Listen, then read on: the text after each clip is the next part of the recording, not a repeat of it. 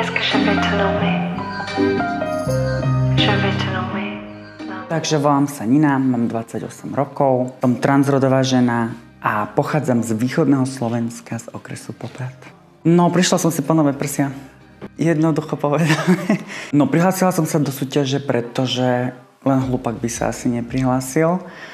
Každý podľa mňa má na svojom tele nejakú časť, ktorá sa mu nepáči a toto bola jedinečná príležitosť. Takže preto. A zatiaľ som nemala nikdy žiadnu zlú reakciu na mňa, ani žiaden problém, ani konflikt, že by na mňa niekto vybehol, že je mu to nesympatické alebo že mu to nejako vadí. No, on vlastne celý ten proces trvá niekoľko rokov.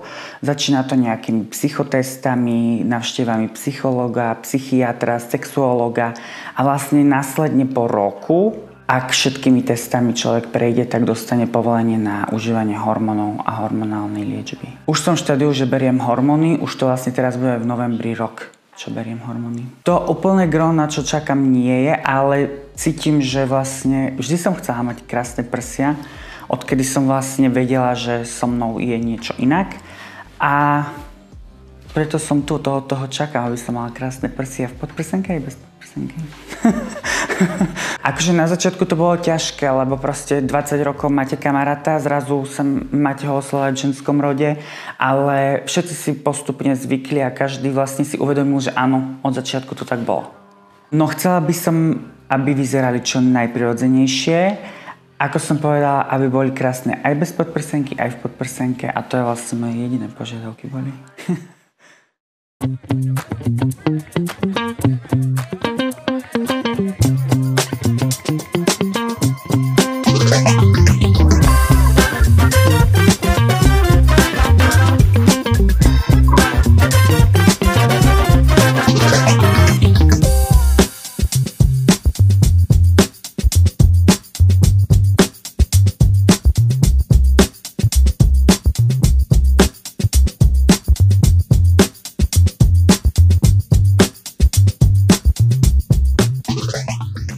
Neviem to fakt ani opísať.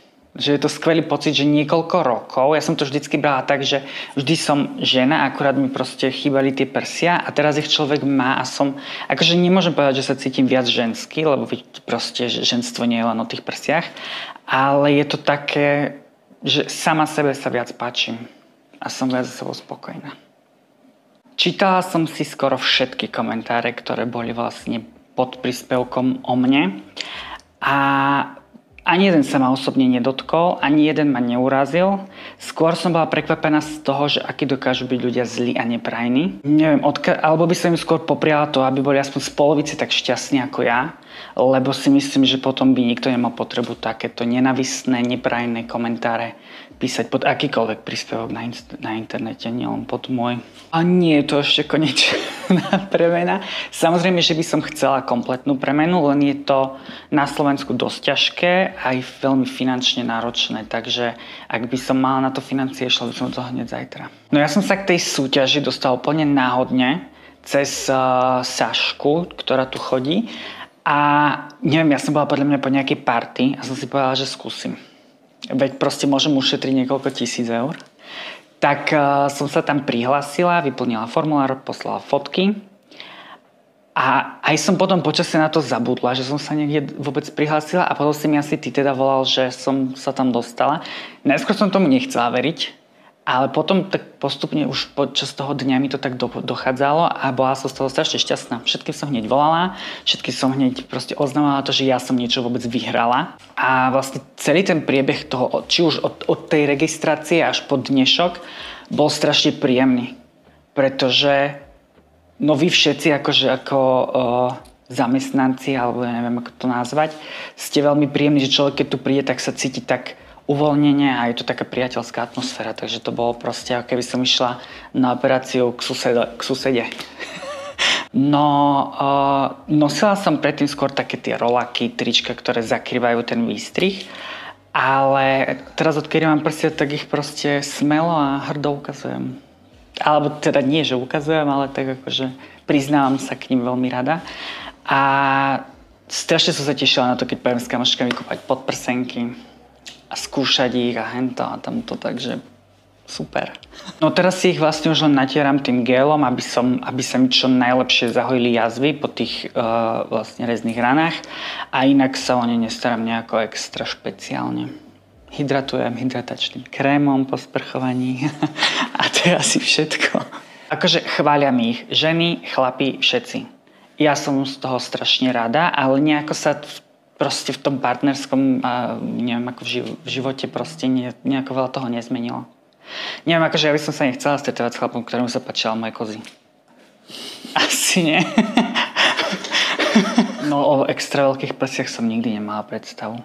Všeobecne sa mi nepáči, keď sú proste akýkoľvek plastický alebo teda chirurgický zákrok, že je prehnaný, že ho príliš vidieť, že kričí, že napríklad že žena má veľké prsia a nemá k tomu zadok. Alebo takéto, že nikdy som nesnívala o nejakých obrovských bombách. Že vždycky som chcela také prirodzené prsia, pekné v podprsenke aj bez podprsenky a takto. Určite by som im odporúčila do toho ísť, pretože nikde to nie je záväzné, že keď prídeš na konzultáciu, musíš aj na tie prsia ísť.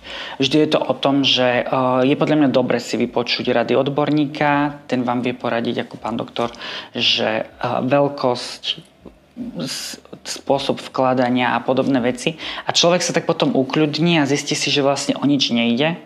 A podľa mňa má takú kľudnejšiu hlavu na to, aby sa rozhodol. Že určite by som im odporúčila aspoň ísť na tú prvotnú konzultáciu a vtedy sa človek tak uistí o tom, že áno, chcem to, uvidí možno aj ten výsledok, sa mu približí, ako to bude vyzerať a má jednoduchšie sa rozhodnúť.